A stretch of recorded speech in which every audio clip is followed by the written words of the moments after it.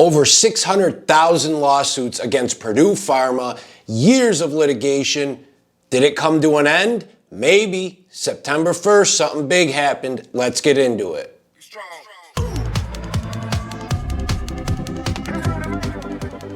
K-Ruggs, the Soberdog, coming at ya. We're going to get into the Purdue lawsuit, the Sackler family. They're not just some poor family who started a company and thought they were creating a good painkiller. What they were saying about addicts, about people, about their prescriptions is pure evil. So on September 1st, a bankruptcy judge approved the settlement for Purdue Pharma, which would clear up these 600,000 plus lawsuits.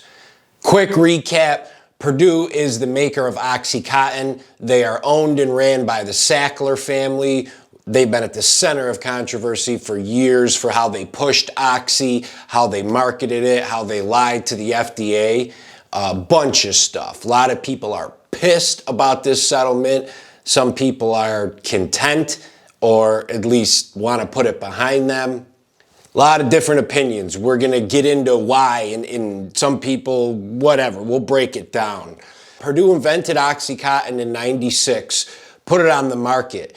They were pushing it to both the FDA and doctors, saying that it helped pain for 12 hours. It worked for up to 12 hours and was less addictive than morphine. In their own clinical trials, their own subjects were saying that it stopped working between 6 and 8 hours. So they knew this, yet still kept pushing it.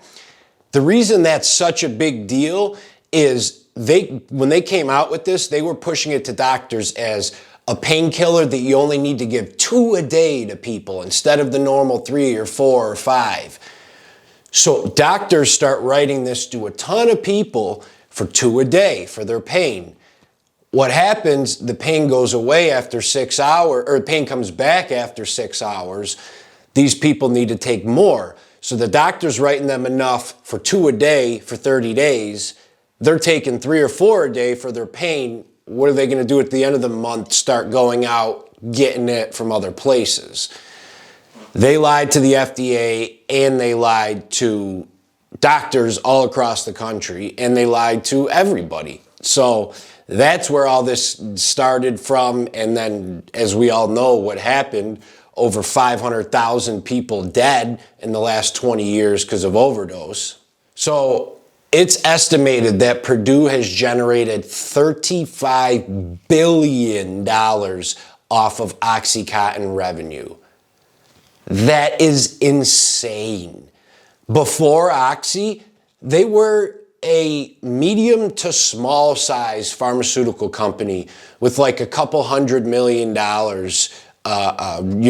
that they were working with.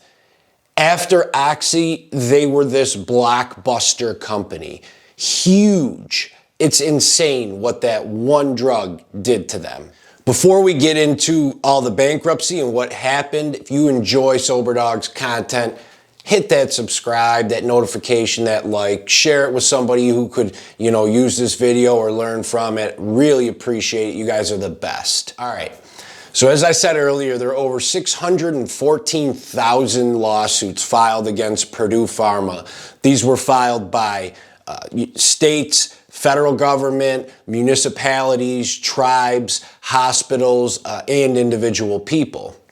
Out of that 614,000, 120,301 voted in the settlement. So they got to vote on this outcome.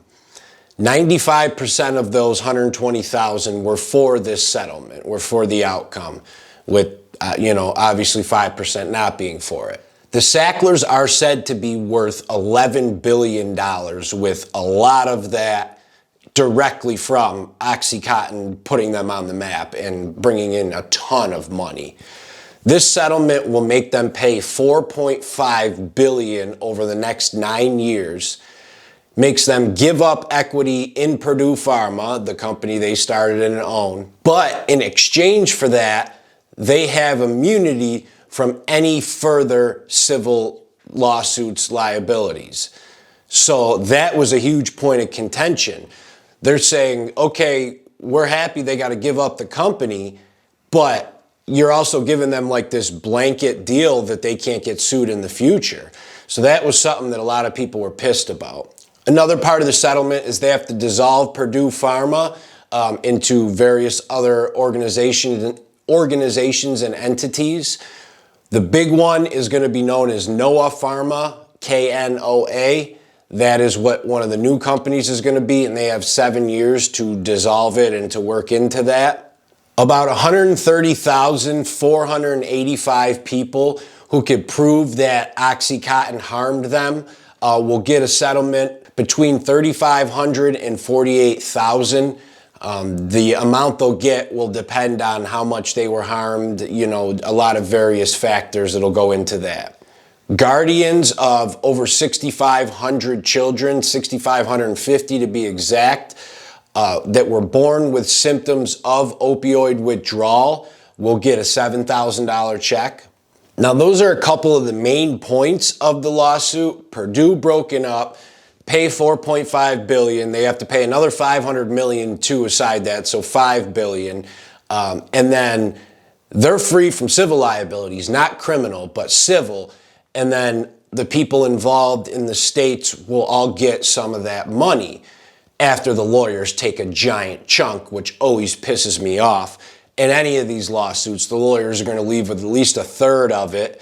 I mean, they should get paid, of course, for their work, but how much they take is insane. That is also one of the other major points of this. So there is still the branch of the U.S. Justice Department that oversees bankruptcy is not for this. They do not want this. Them, 9 states, and the District of Columbia are all against this, and they plan on appealing it. So this is not guaranteed. This went through on the 1st, but there's, appeals. They're all going to appeal it. There's going to be, who knows what, when, where, how it's going to all play out. So this was a big first step, but with the appeals, I mean, it could be years longer. So the reason they're appealing it, they don't think it goes far enough, and they also don't like how the Sacklers, the family behind Purdue, is pretty much covered from all further lawsuits. And there's even economists saying that, so the Sacklers, our net worth is about $11 billion. All said and done with this, they got to pay $5 billion.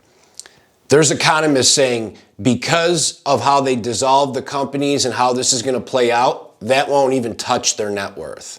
So there is a lot of people, states attorney generals, people in the government, people in this lawsuit that are pissed, do not want it to go through and are going to appeal it. The other people that agreed with it, here's the thing. So a state attorney general or the Justice Department can say, this doesn't go far enough, we want to appeal it. If it's a whole appeals process, which then the company's going to fight back in more courts, that could be another 3, 4, 5, 6, 7 years. For the smaller, the individuals, the hospitals, the families who lost a loved one, they've been doing this for 6, 7, 8, 9 years in court already with this company. They are exhausted. And all these little small places that need the money, these rehabs, these hospitals, they can't afford another 5 years in court to see. So I get where the attorney generals and the Justice Department are like, this isn't enough, we want to hit them harder. But I also see where the 120,000 people approved it because they're like, well, it's not what we want, but it's something, and what are we going to do, fight this until we're 100 years old? I mean, these giant court cases just drag on for years and years. So if it finally gets settled, that $4.5 billion will actually start to trickle down to rehabs, hospitals, states, all these other places. So I see both sides of it. I think the Sacklers should be criminally charged and punished way worse than this. But I also see where people and individuals and families and rehabs are like, we spent the last 7, 8 years in court. Let's get this thing over with. It's ridiculous. No one is being helped while we're in court. The money, you need money to help people. And until it's settled, no money is getting anywhere. Now, as far as criminal goes, In 2020, Purdue Pharma did plead guilty to 3 felonies for basically pushing and pressuring doctors to prescribe OxyContin. Doesn't mean anything. The Sacklers didn't get in any trouble. The corporation takes the hit, pleads to the felonies. They paid $250 million in fines or something, nothing to them. So criminally, I hope they could get charged. I don't know if it's going to happen, but it's ridiculous. I'm going to have another video where I'm going to show you what was actually said by the Sackler family in these court papers that were released. It is insane. They're not just some poor family who started a company and thought they were creating a good painkiller. What they were saying about addicts, about people, about their prescriptions is pure evil. Pure evil. If you believe in hell, they are the type of people that will burn in hell for eternity. That is a fact after what you see in these court papers. So that's the settlement. September 1st, it went through or got ruled on and approved. We'll see what plays out with the appeals. Thanks, guys, for tuning in. Check out this video if you want to see about how Oxy got into my life and hit me and a bunch of my friends very hard and got us started on a long train of disaster. All right? K-Ruggs, the Soberdog, and I'm out. See ya.